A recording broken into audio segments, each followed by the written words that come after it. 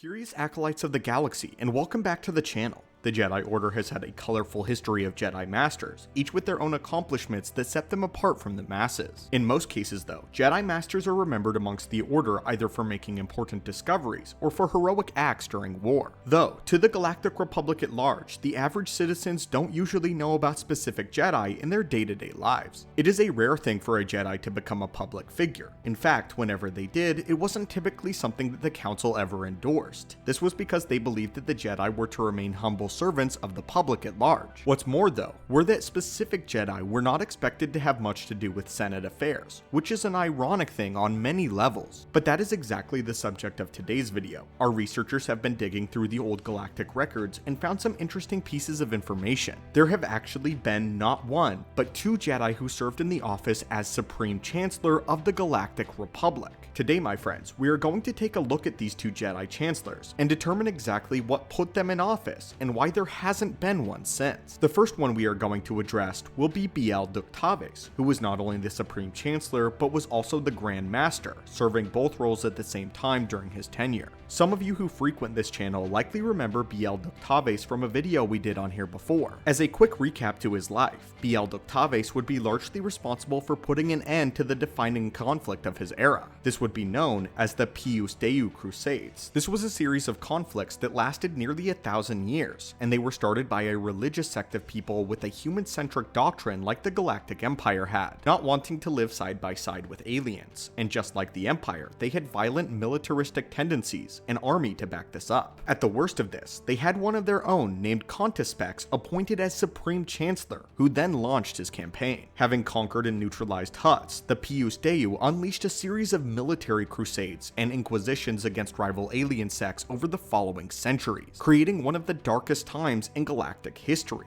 Every term, the Supreme Chancellor would be replaced by another of the Pius Dei, who would take the same name, and they would continue their series of wars, which harshly split the humans of the core world and the alien species of the Outer Rim in half. This continued all the way into Chancellor Constipex XIX.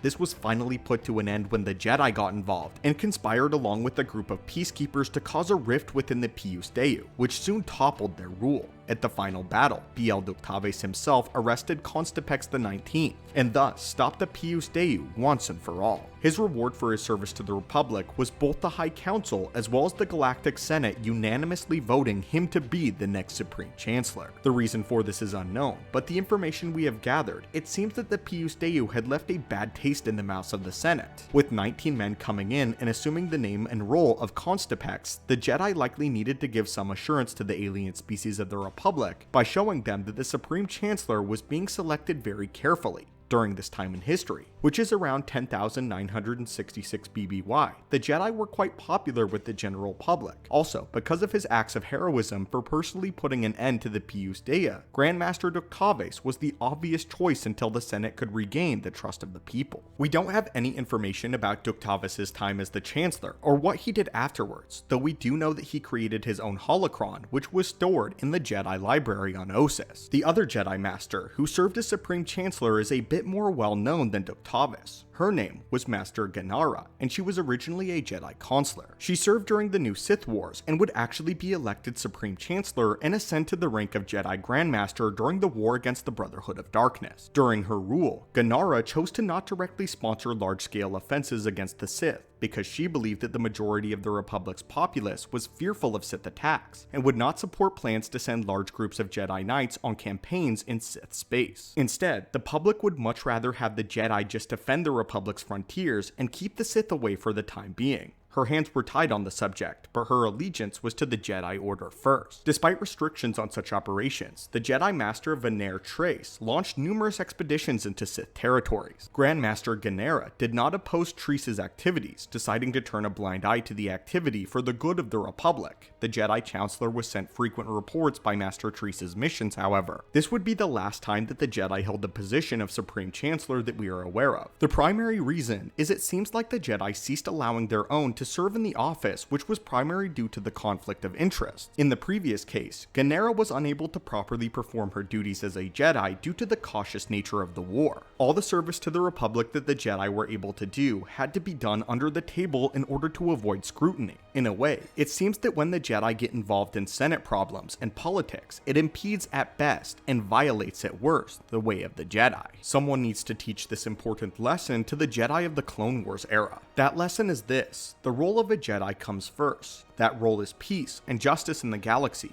Peace should always come first. The very nature of the politics scene is full of discourse and is not peaceful in any way. I would venture far into doubting that the Grandmaster Supreme Chancellor Ganera likely wasn't able to give enough time to meditation and seeking the Force for guidance and answers. This fundamental thing all Jedi must do was likely very difficult. Not to mention that both she and Ductavis were doubling up as Grand Masters, which is already clearly a full-time job. Safe to say that their work-life balances were atrocious. The Jedi would not have one of their own on the political sphere anymore, at least not officially. We all know that the High Council had way more involvement with the Senate than any Jedi in history besides the two we mentioned in this video. The Jedi have a primary role as the monks that they claim to be, and they aren't meant to run the Republic, only protect it. But as always, we would love to get your opinion on this topic and viewpoint. What are your thoughts concerning Jedi as Supreme Chancellors of the Republic? Do you think that this was helpful for the Jedi, or do you believe that they were right to step away from this role? Also, we would love to hear your thoughts on the two Jedi Grand Masters that did actually serve as Supreme Chancellor as well. Before you go, there is a big sale on the Star Wars merch page for the holidays as another reminder, where you can get t-shirts and hoodies 50% off, and if you use code WAVE at checkout, you'll get an additional 15% off. So that's 65% off your entire order if you're interested.